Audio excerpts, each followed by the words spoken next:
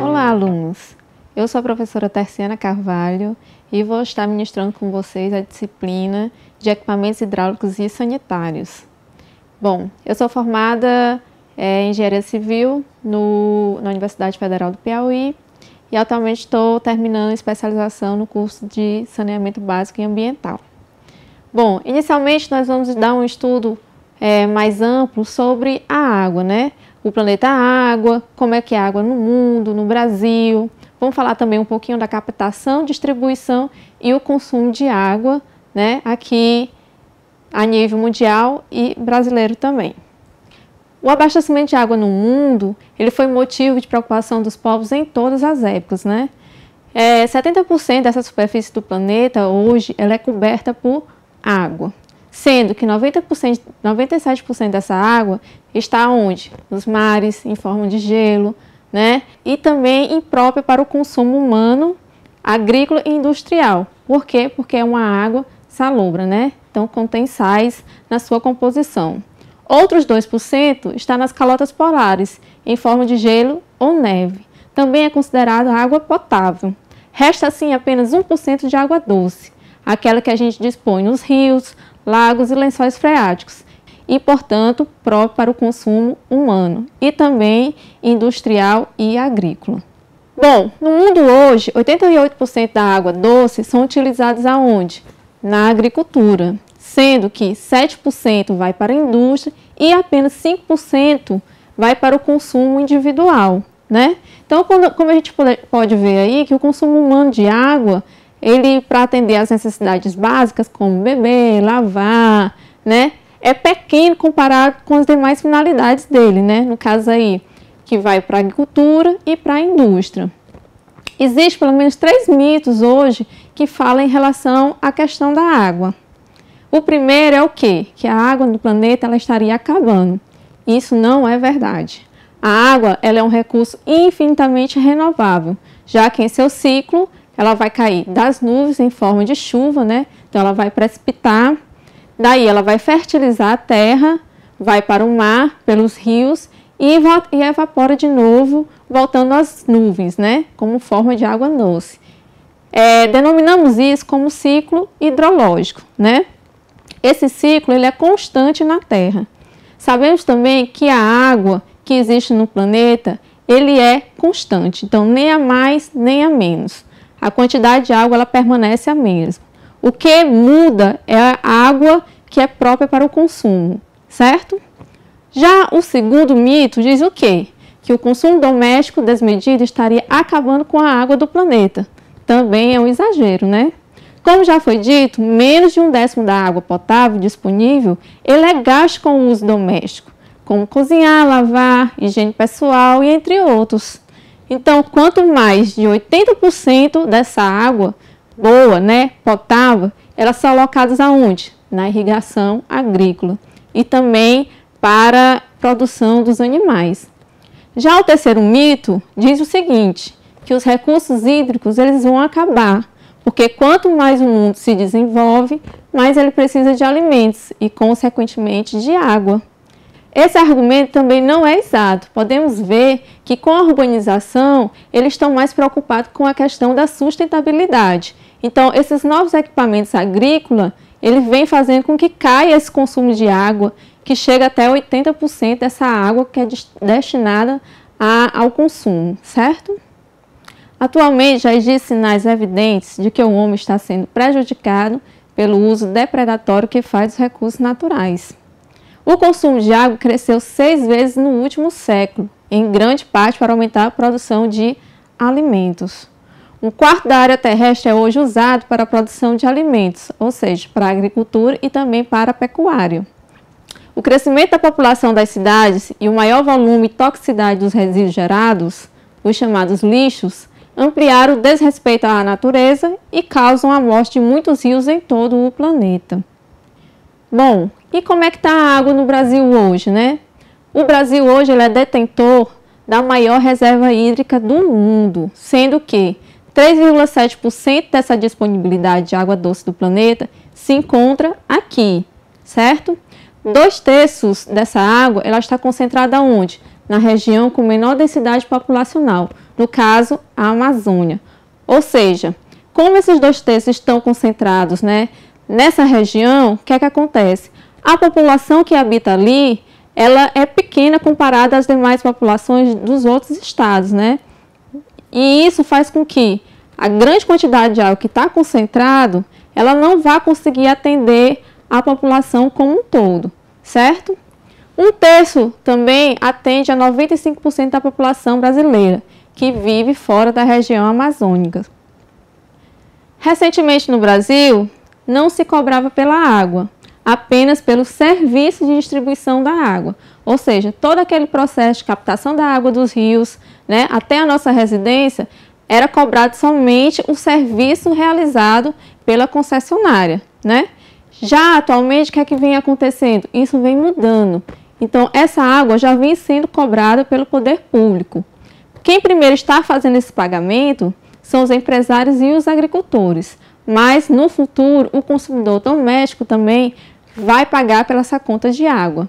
E esse consumidor hoje representa 10% do gasto de água doce aqui no Brasil. Bom, esse dinheiro arrecadado, ele vai ser revertido para a cobertura dos tratamentos de água e também pela preservação dos ecossistemas ligados a ela. Deve-se também, a exemplo dos empresários e agricultores da França e da Alemanha, dar incentivos ao baixo consumo de água e a seu tratamento antes de devolvê-la à natureza. No Brasil, entre 15% e 25% da população, dependendo da fonte consultada, não tem acesso à água potável. As cidades brasileiras enfrentam dificuldades na região e uso dos recursos hídricos. Com o quê? Com enchentes, racionamento de água, por conta da falta de água, dessa disponibilidade da água potável, índice de perdas físicas na rede de abastecimento acima da média internacional. O Brasil ele é um dos maiores detentores de perda de água no mundo, né? O Japão apenas tem 3% de perda em toda a sua rede de água, enquanto no Brasil essa perda chega a 60%, 70%. Né? Então, o que é que isso quer dizer? A água que sai lá da estação de tratamento até chegar na nossa casa, aquele volume que saiu de lá não vai ser o mesmo que vai chegar na nossa residência. Por quê? Porque durante esse trajeto, cerca de 60% a 70% dessa água foi desperdiçada. Através de quê? De vazamentos na rede de distribuição, de ligações clandestinas, né? Então, isso tudo causa grande perda às concessionárias que trabalham com o processo de limpeza dessa água e de distribuição dela também. Também há o desperdício por parte do consumidor, né? Então, em casa, nós devemos sempre estar atentos à questão do desperdício dessa água, né? Seja ao escovar o dente, a lavar uma roupa, uma louça, né? Estar atento a essa quantidade de água desperdiçada. Em relação aos efeitos da falta de água na saúde brasileira, segundo o Ministério da Saúde, o que é que ele vem dizendo, né? Que a diarreia hoje mata 50 mil crianças por ano, em sua maioria antes de completar 1 ano de idade, né? E apenas 16% dos esgotos sanitários no Brasil são tratados.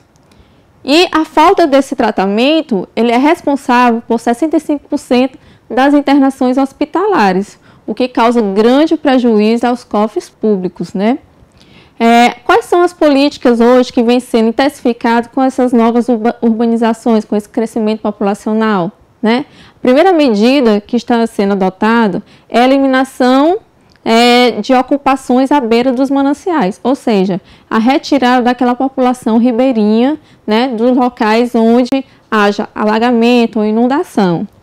Outro ponto é a poluição de represas e de rios, né? Então, está sendo intensificado políticas para que não haja essa poluição desses rios, dessas represas.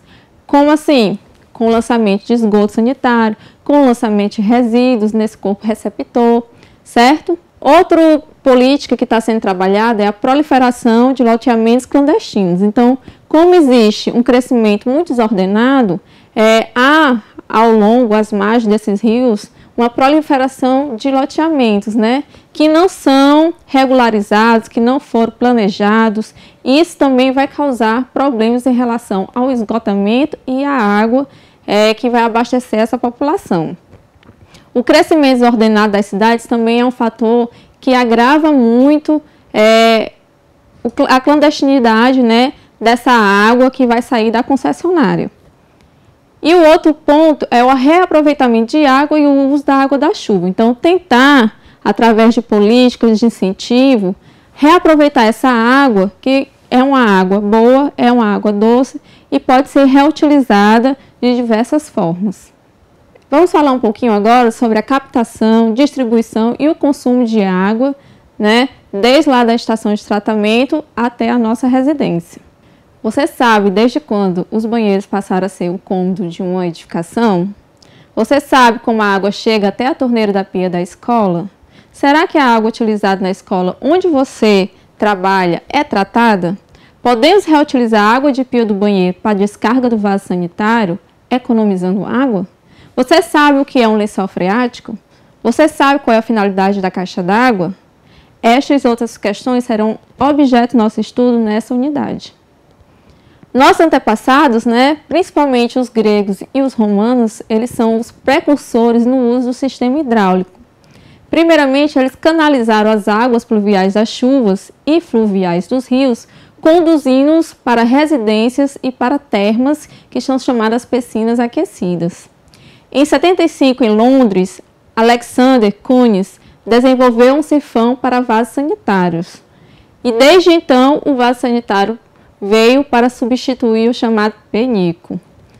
No final do século XVIII, os arquitetos passam a incorporar o banheiro como cômodo dentro da casa. No Brasil, na era colonial, as formas de higiene da população vindo da Europa pouco evoluíram. Apesar da quantidade de rios e cachoeiras, né, nossas residências não possuíam água encanada.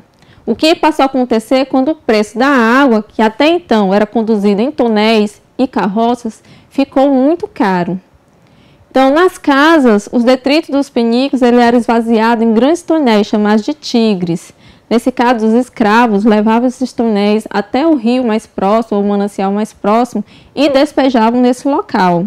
Finalmente, no século XX, trouxe um salto na qualidade da vida das sociedades, com a ampliação do acesso à água encanada, ao saneamento básico e à descarga e também aos sifões. Bom, nesse slide podemos perceber, né, através da figura aí, o detalhe de um banheiro que é como hoje em dia, né? Tem um mínimo de limpeza, beleza e também de bem-estar. O atual sistema de encanamento de água, ele é composto basicamente de quê? De redes e dispositivos que coletam, tratam e distribuem essa água para a nossa residência. O sistema de abastecimento de água fria para instalações prediais, ela hoje está dividida em dois sistemas, né? Pelo sistema da rede pública, que é o sistema de abastecimento mais utilizado nas cidades. Nesse caso, a concessionária de saneamento da cidade faz a ligação da instalação predial da edificação até a rede pública. Aqui nós temos o modelo de um sistema de abastecimento de água de uma cidade. Primeiro, o que é que acontece com essa água? Ela é captada dentro do rio através do processo de bombeamento. Esse bombeamento de água vai pegar essa água do rio e vai jogar para a casa de bomba. Dessa casa de bomba, a água vai para o primeiro tanque, que é o tanque de coagulação. Nesse tanque é adicionada a água sulfato de alumínio, para que todo o lodo que existe na água ele possa se sedimentar. Depois que essa coagulação é feita, ele passa para o próximo processo, que é o processo de decantação. Nesse processo, ele vai para o processo de filtração da água. Do processo de filtração da água, ele vai para o processo de desinfecção. O processo de desinfecção é adicionado o cloro, que é justamente para permitir a saúde bucal. É adicionado o sal de flúor e também a cal hidratada, que vai corrigir o pH de acidez da água. Depois que essa água é desinfectada, ela é lançada novamente para um sistema de bombeamento. Desse sistema, essa água vai ser lançada para um reservatório superior. E desse reservatório superior, ele vai ser distribuído para a rede de distribuição, ou seja, vai chegar até a nossa residência. O outro sistema que nós temos é o sistema privado, né? O que é esse sistema privado? Então, quando há impossibilidade de fornecimento da água pelo sistema público de abastecimento, devemos adotar uma solução adequada e conveniente segundo os recursos hídricos locais, como é o caso do sistema de poços artesianos, né? Esse poço, ele é abastecido pelo lençol freático. O que é o lençol freático? Nada mais é do que a água subterrânea. E através desse sistema conseguimos captar a água e levar para as residências. Existem duas alternativas que vêm ganhando espaço no meio teórico para o abastecimento de água: a reutilização da água e também a captação de águas de chuva. Elas suprem, em parte, a necessidade do consumo de água em uma edificação.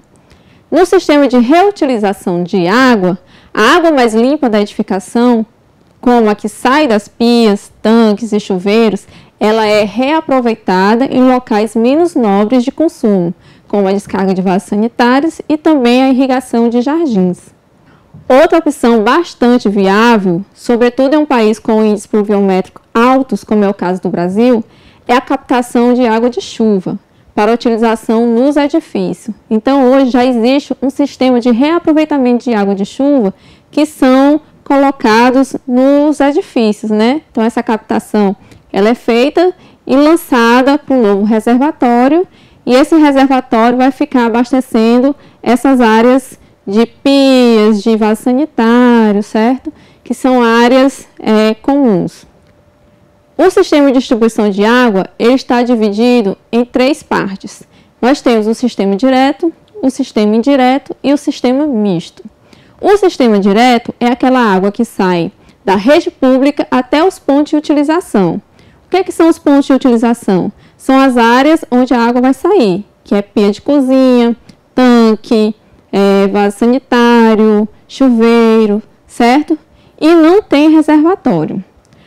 A vantagem é o quê? Que é uma água de melhor qualidade, porque ela vem direto da concessionária, então é uma água tratada, não passou por mais nenhum processo.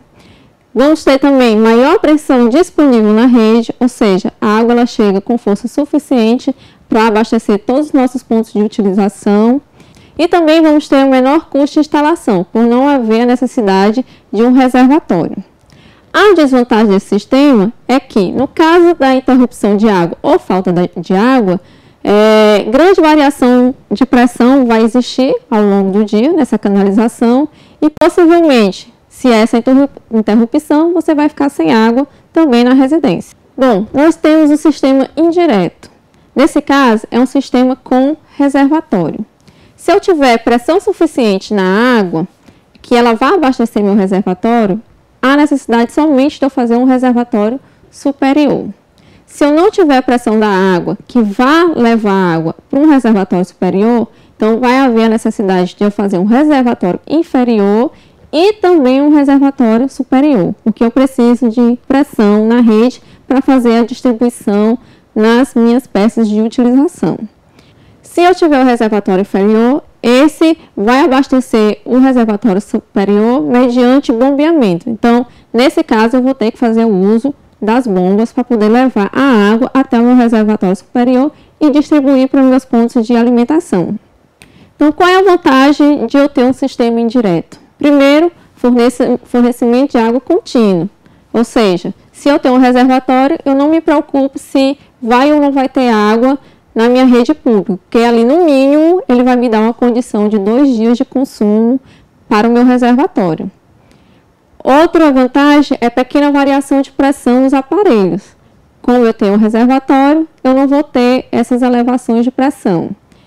E também existe o golpe de ariete, que é desprezível. O que é o golpe de ariete? É quando a água ela vem com muita velocidade e ela vai causando pressões nessa tubulação e essa tubulação chega a estourar por conta disso. Então, nesse caso, para áreas residenciais, esse golpe de ariete ele é desprezível. Já para sistemas prediais, Aí não, a gente tem que dar uma estudada melhor para poder trabalhar essa questão da velocidade de escoamento da água. E a desvantagem desse sistema é o quê? Possibilidade de contaminação da água reservada, porque se você não fizer a manutenção dos reservatórios a cada 6 meses, consequentemente essa água vai ser contaminada, né? Então tem que ter o cuidado de fazer a limpeza desse reservatório a cada 6 meses. Também temos a desvantagem de menores pressões na rede e também um maior custo com a instalação, porque você vai ter que comprar o reservatório, né? Então vai aumentar o seu custo na instalação desse sistema. Temos também o sistema de distribuição misto, né? O que é esse sistema de distribuição misto? É justamente aquele sistema que ele vai abastecer tanto pela rede pública direta, como também com a utilização dos reservatórios, certo? Bom, geralmente nas casas residenciais, esse sistema misto, nós utilizamos muito ele nas áreas externas da casa, né? Utilizamos a ligação direta da rede pública para torneira de jardim, tanque de lavar roupa. E para a área interna da casa, nós utilizamos a água do reservatório. A vantagem desse sistema, também vamos ter fornecimento de água contínuo e uma água de melhor qualidade. E a desvantagem também vai ser o maior custo da instalação. A utilização da água ela é feita através de pontos de consumo, ou seja, através das torneiras, de pias, lavatórios, vasos sanitários, bebedouros, chuveiros. A chegada de água na escola é feita através de uma tubulação geral, que é denominada prumada ou coluna de água, que geralmente vem da caixa d'água e por uma tubulação específica em cada ambiente que tenha pontos de utilização de água, como banheiros, refeitórios, entre outros, que é denominado de ramal. Nos ambientes ou cômodos em que existam pontos de água, como torneiras, existem locais para o fechamento da chegada desta água para casos de manutenção ou de emergência. Esses locais são chamados de registros. É lá que nós podemos fazer a ligação ou fechar a passagem da água, que vai estar abastecendo o reservatório, se for um sistema direto, as tubulações até as peças de utilização. As tubulações, geralmente, elas são executadas em PVC, que é um material muito comum e utilizado no mercado. Assim também como as conexões. No caso aí, nós temos o joelho, o T, os TAPs, né? Que são usualmente encontrados nas casas de construções. Mas vamos tratar desse material na próxima unidade, certo? Bom, pessoal, então hoje nós vamos encerrar aqui nossa primeira videoaula. Falamos um pouquinho sobre a água no planeta, como que a água ela está distribuída, o que é água potável, o que não é água potável, como é que é o sistema de distribuição de água, né? E na próxima aula vamos tratar um pouquinho sobre os materiais utilizados nas redes de instalações de água fria. No caso aí, as tubulações e também as conexões. Então, nos vemos na próxima aula.